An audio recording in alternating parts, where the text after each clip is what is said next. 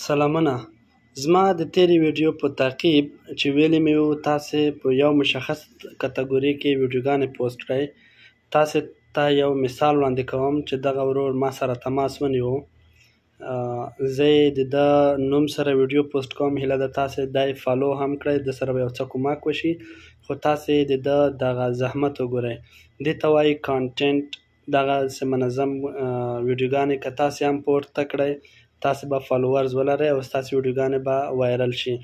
خو یو خبره یاد ولرئ چې ټیک ټاک کې کار کول یا د ټیک ټاک څخه پیسو ویستل د یوې ورځې کار نه دی. دا خواري غواړي، زحمت غواړي او وخت غواړي.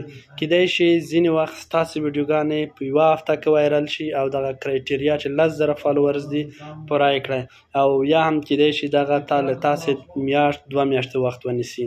خو بالاخره په دې باوري اوسئ چې دغه کرایټیریا پوره کیدونکې ده او تاسې کولی شئ له ټیک ټاک څخه پیسې وباسئ.